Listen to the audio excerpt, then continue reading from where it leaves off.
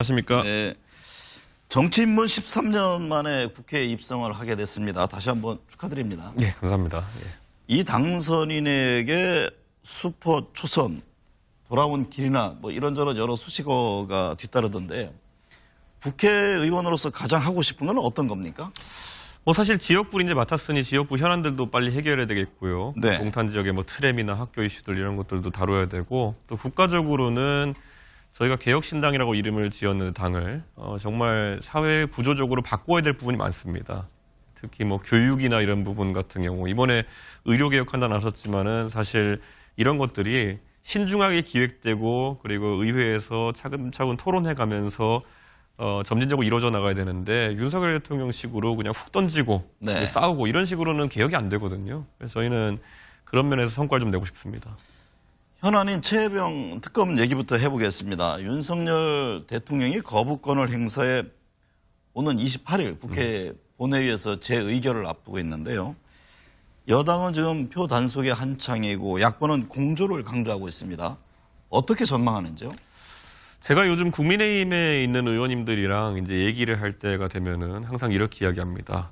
그렇게 3년 동안 억눌려 살았으면은 한 번쯤은 헌법기관인 국회의원 같이 한번 해보셨으면 좋겠다 이런 이야기를 합니다. 네. 지금 윤석열 대통령이 일방주의 속에서 3년 동안 사실 연판장이나 쓰고 이런 일들을 강제당하면서 얼마나 자존심이 많이 상했습니까? 그러니까 이번만큼은 여당의 의원들도 바른 길에 동참했으면 좋겠다. 그래서 저는 이런 이야기가 상당 부분 공감대를 얻고 있다는 생각을 합니다. 그래서 지금 공개적으로 특검법 찬성 입장을 밝히신 4분의 의원들 외에도 몇 분 더 저는 행동할 수 있다 이런 생각을 하고요. 네.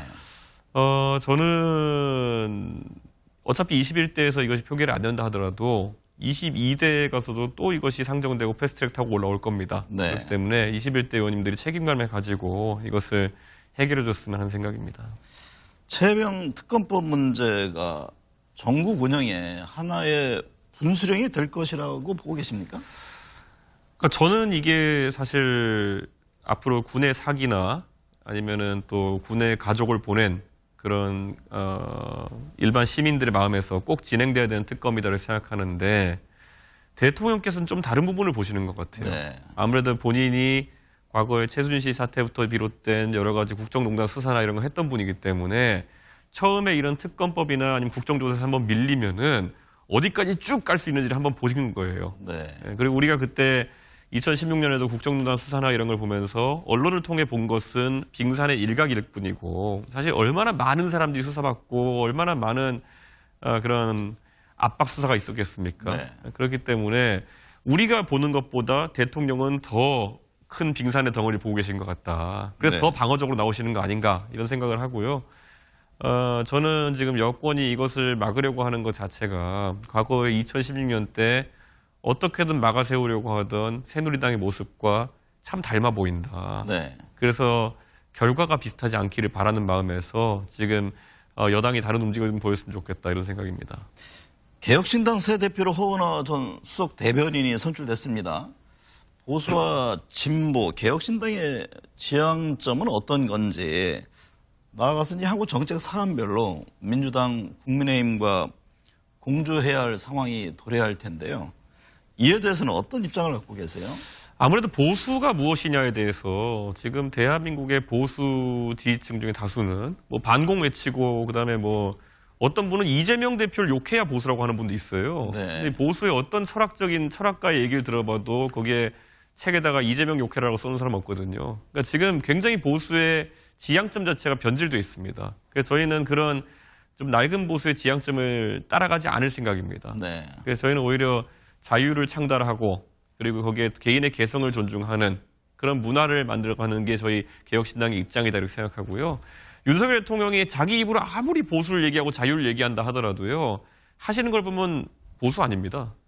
어떤 보수가 국가를 위해 책임감 있게 일했던 해병대 수사단장을 항명수괴죄로 몰아가지고 저렇게 재판받게 만듭니까? 네. 어떤 보수가 언론의 입을 틀어막기 위해 가지고 여러 가지 저런 규제를 강화합니까? 어떤 보수가 세상에 직구 규제 같은 거로 해서 자유무역을 방해하려고 합니까? 저는 이런 것들은 대통령께서 지금 오히려 철학의 빈곤을 겪고 계신 상황이다. 이렇게 지적하고 싶고 대통령을 그래서 비판한다고 해가지고 보수 아니다 이런 식의 아주 수준 낮은 주장에는 네. 앞으로 대응하지 않으려고 합니다. 네. 예.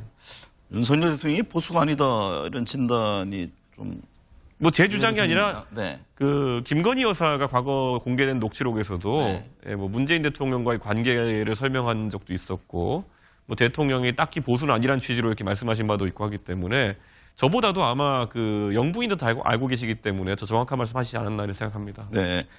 이재명 민주당 대표가 국민연금 개혁안에 대해서 어떤 결단이든 열려 있다면서 21대 국회 임기 내에 처리하자라고 여당에 제안을 했습니다. 그러자 지금 대통령실과 여권은 22대 국회에서 처리하자 이런 입장인데요.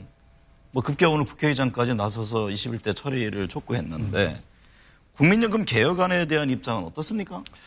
저희는 뭐 어차피 개혁안이라는 것이 젊은 세대에게는 그다지 매력적이 않은 안들이 계속 나오고 있는 겁니다. 네. 그래서는 저희 개혁신당은 젊은 세대 지지가 높은 정당이고 조금 더 지금 기성세대가 부담해야 될 부분을 높여야 된다라는 생각하지만은 저는 개혁에 대해서 계속 밀어붙일 것 같이 하던 여당이 어쨌든 역동작에 걸린 겁니다. 본인들이 이야기할 땐 괜찮다가 이재명 대표가 일정 부분 그 모수 개혁에 대한 부분을 받아들이겠다고 했더니만은 네. 21대 때 오히려 하면 안 된다. 이런 거는 정치적으로 굉장히 미숙한 상황에서 이런 게 발생했다 이렇게 보는 거고 저는 이재명 대표가 어쨌든 물꼬를 텄기 때문에 21대 국회에서 사실 3일 남았기 때문에 네. 그렇게까지 이게 현실적으로 처리될 가능성은 높지 않습니다. 하지만 22대 국회 초에는 최대한 여야가 협의를 해가지고 저희가 연금 개혁안을 처리해야 될 것이다 이렇게 생각합니다. 네. 의대 정원이 확정됐습니다. 정부는 내년에 의대 정원을 기존보다 1,509명 더 뽑기로 했는데 지금 갈등은 여전합니다. 의대 정원을 둘러싼 논란 현 시점에서 어떤 접근이 필요하다고 보세요?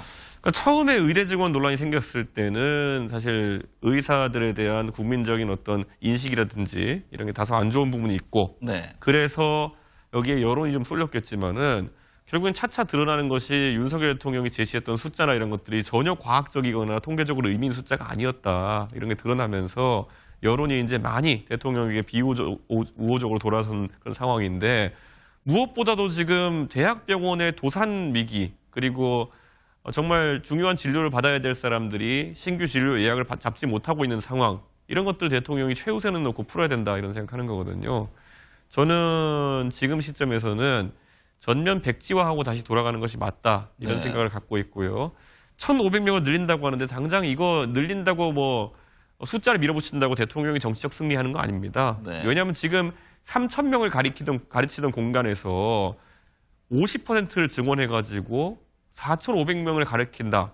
일반적으로 이거는 교육의 질이라는 것도 내년에 우려할 수밖에 없는 겁니다. 네. 그래서 의대 교육의 질 자체가 문제가 되면은 대통령이 그때는 어떻게 책임지실 건지 지금 굉장히 좀 위험한 상황이 계속되고 있습니다. 네. 국민의힘 상황.